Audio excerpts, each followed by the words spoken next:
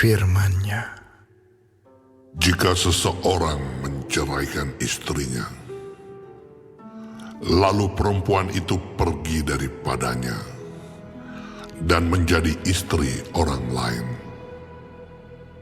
akan kembalikah laki-laki yang pertama kepada perempuan itu? Bukankah negeri itu sudah tetap cemar? Engkau telah berzina dengan banyak kekasih dan mau kembali kepadaku. Demikianlah firman Tuhan. Layangkanlah matamu ke bukit-bukit gundul dan lihatlah. Di manakah engkau tidak pernah ditiduri? Di pinggir jalan-jalan engkau duduk menantikan kekasih, seperti seorang Arab di padang gurun.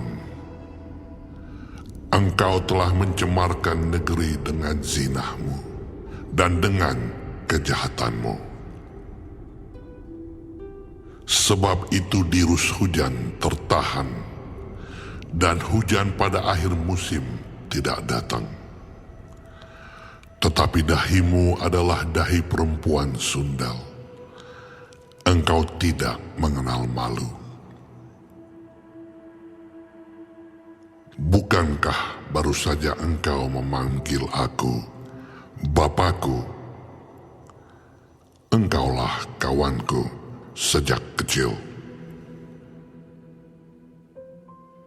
Untuk selama-lamanyakah ia akan murka, atau menaruh dendam untuk seterusnya? Demikianlah katamu, namun engkau sedapat-dapatnya melakukan kejahatan.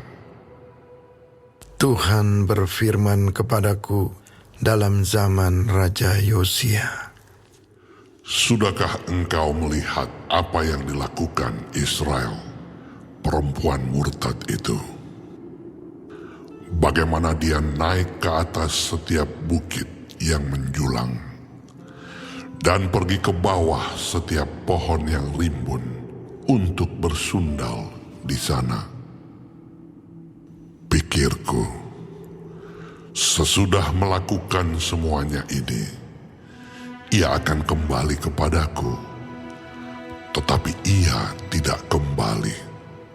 Hal itu telah dilihat oleh Yehuda, saudaranya perempuan yang tidak setia. Dilihatnya bahwa oleh karena zinahnya, aku telah menceraikan Israel, perempuan murtad itu, dan memberikan kepadanya surat cerai. Namun Yehuda, saudaranya perempuan yang tidak setia itu, tidak takut, melainkan ia juga pun pergi bersundal. Dengan sundalnya yang sembrono itu, maka ia mencemarkan negeri dan berzinah dengan menyembah batu dan kayu. Juga dengan semuanya ini Yehuda, saudaranya perempuan yang tidak setia itu, tidak kembali kepadaku dengan tulus hatinya, tetapi dengan pura-pura. Demikianlah firman Tuhan. Dan Tuhan berfirman kepadaku, Israel, perempuan murtad itu, membuktikan dirinya lebih benar daripada Yehuda, perempuan yang tidak setia itu. Pergilah menyerukan perkataan-perkataan ini ke utara. Katakanlah, kembalilah, hai Israel, perempuan murtad. Demikianlah firman Tuhan. Mukaku tidak akan muram terhadap kamu, sebab aku ini murah hati. Demikianlah firman Tuhan. Tidak akan murka untuk selama-lamanya. hanya akuilah kesalahanmu, bahwa engkau telah mendurhaka terhadap Tuhan Allahmu, telah melampiaskan cinta birahimu kepada orang-orang asing di bawah setiap pohon yang rimbun, dan tidak mendengarkan suaraku. Demikianlah firman Tuhan. Kembalilah, hai anak-anak yang murtad, demikianlah firman Tuhan. Karena aku telah menjadi tuan atas kamu, aku akan mengambil kamu, seorang dari setiap kota, dan 2 orang dari setiap keluarga, dan akan membawa kamu ke Sion. Aku akan mengangkat bagimu gembala-gembala yang sesuai dengan hatiku. Mereka akan menggembalakan kamu dengan pengetahuan dan pengertian. Apabila pada masa itu kamu bertambah banyak dan beranak cucu di negeri ini, demikianlah firman Tuhan, maka orang tidak lagi akan berbicara tentang tabut perjanjian Tuhan. Itu tidak lagi akan timbul dalam hati, dan tidak lagi akan diingat orang. Orang tidak lagi akan mencarinya atau membuatnya kembali. Pada waktu itu, Yerusalem akan disebut tahta Tuhan, dan segala bangsa akan berkumpul ke sana. Demi nama Tuhan ke Yerusalem, dan mereka tidak lagi akan bertingkah langkah menurut kedegilan hatinya yang jahat.